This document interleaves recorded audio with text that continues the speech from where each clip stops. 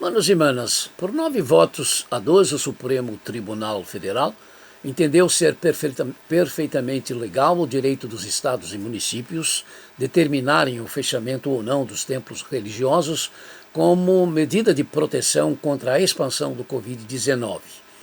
Isso me leva a 3 considerações que são opiniões minhas e não da minha igreja. A primeira consideração engloba o meu pesar pela palavra de um dos magistrados que falou de uma acachapante vitória dos favoráveis à proposta aprovada, como se a questão tratada for uma espécie de combate de MMA ou outro tipo de luta na qual o vencedor pode derrotar o adversário de forma esmagadora. Na verdade, todos nós estamos sendo esmagados. Engloba também esta minha primeira consideração a argumentação, a meu ver, mais sofisticada, que foi a de que a própria lei respalda o se tornar o que se tem declarado na Constituição do país sem efeito, pelo menos por um determinado tempo, em nome daquilo que vem a ser considerado um bem maior ou uma necessidade maior do que aquilo que está escrito, o que obviamente tem o seu valor, mas que pode ser algo perigoso. Sem achar que a questão era ou seja fácil para ser solucionada, fica, no entanto, o aviso às igrejas de que outras medidas em nome do bem-estar comum poderão ser tomadas e, de repente, mais rápido do que se pensa.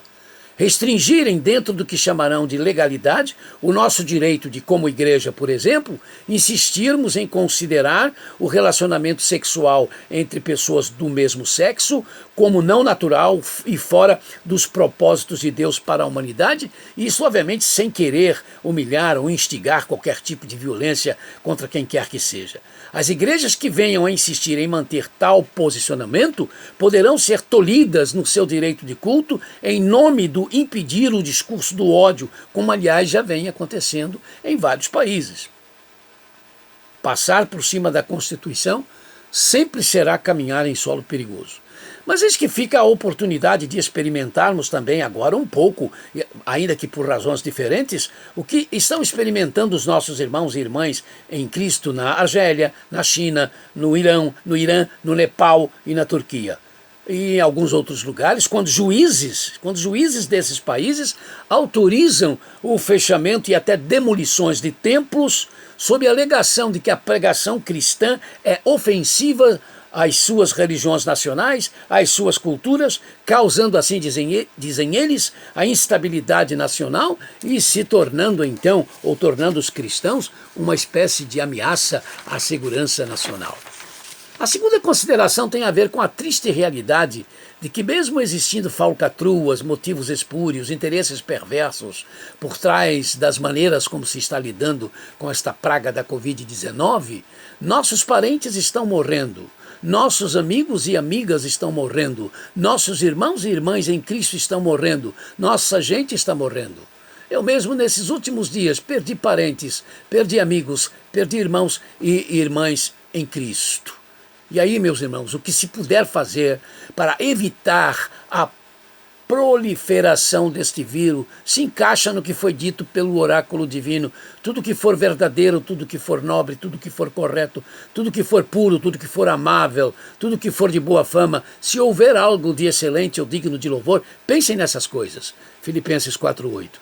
E aí, mesmo que os transportes coletivos estejam cheios, as filas dos bancos longas e as pessoas não se importando de encher os bares ou similares e encher as praias, nós devemos fazer a nossa parte, as igrejas devem fazer a sua parte, para não serem acusadas de contribuir com a expansão da pandemia, optando até, quando for necessário, por fecharem os seus templos, elas mesmas optando por isto. Como igrejas, nós precisamos ter a certeza de que não deixaremos de ser igrejas por fecharmos os nossos templos, a menos que, como seus membros, não tenhamos nos tornado ainda em santuários do Espírito Santo por causa do senhorio absoluto do Senhor Jesus Cristo sobre nós. E veja bem, templos fechados não significa que não se possa ouvir. Pessoas da igreja, pastores das igrejas não possam ouvir os que precisam falar, os que precisam desabafar.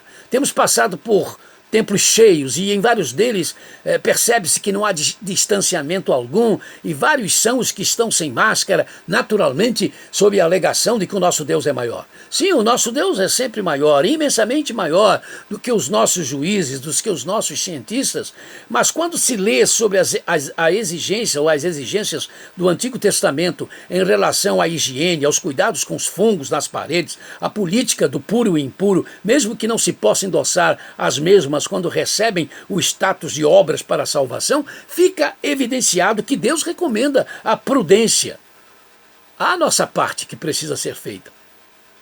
E como terceira consideração, é tempo de verdade, não de pensar em fazer protestos que gerem a ira, que se transformem em ódio, de promover desobediência civil ou algo similar, mas de atentar para a seriedade da recomendação de 2 Crônicas 7,14, que pede aos que Deus chama de seu povo a humilhação, a oração, o buscar a sua face, o converter-se dos seus maus caminhos. Isto é, faz-se necessário o reconhecimento autêntico de que dependemos muito, muito e muito mais de Deus do que de qualquer outra realidade. A gente precisa chorar, se não com os olhos, mas com a alma, pedindo a intervenção de Deus em nossa história, o que inclui o fim desta praga. Temos de fazer das nossas orações realidades que brotem em nossas almas, lá dentro da gente, e não rituais impostos que precisam de horários e até de gurus poderosos para nos conduzir nelas. Não se busca a face de Deus da forma que precisamos buscar, sem o gritar da alma por dentro, sem que este gritar seja verdadeiro, seja a expressão do nosso anseio por Deus, pela presença de Deus e pelo domínio dele sobre nós, o que pressupõe a conversão, a mudança de mente e de atos, mesmo que já tenhamos nos convertido a Cristo como Senhor e Salvador. Eu estou falando com quem realmente já recebeu Jesus Cristo como Senhor e Salvador absoluto. É preciso então isto, que ele seja realmente o Senhor absoluto. Senhor absoluto para que os que estão na igreja e realmente receberam Jesus Cristo, mas estão se prostituindo, estão se adulterando, parem já com isto. Senhor absoluto para que os que estão na igreja e de fato receberam Jesus Cristo, mas estão sendo desonestos, mentirosos, parem com isto. Para que os que estão na igreja e verdadeiramente receberam Jesus Cristo, mas são incapazes de perdoar, são violentos em casa, violentos na vida e incapazes de deixar de fazer acepção de pessoas, parem já com isto. Para que os que estão na igreja e realmente receberam Jesus Cristo, mas continuam indiferentes aos cultos da sua igreja, às necessidades da sua igreja, à obra de missões, parem já com isto. Porque se não acontecerem as mudanças que em nós evidenciarão que somos pessoas regeneradas pelo Espírito Santo de Deus, porque buscamos, mesmo dentro das nossas limitações humanas, o parecermos cada dia mais com o Senhor Jesus, se não acontecerem essas mudanças, não vamos nos converter dos nossos maus caminhos, e mesmo como crentes em Cristo, lembre-se, eu estou falando com os que já se deram a Cristo, mesmo como crentes em Cristo, vamos ver a nossa terra continuar doente, pois Deus não vai sará-la, e aí estaremos cada vez mais dependendo dos juízes desta terra, na maioria pessoas sem Deus. Estaremos cada vez mais dependentes da ciência que pretende assumir o lugar de Deus e que, ao falhar, nos deixará sem rumo, sem norte, sem ponto de apoio. Sim, o desafio é árduo. Humilhação, oração, presença de Deus, conversão já como crentes. É árduo, é custoso, mas é possível.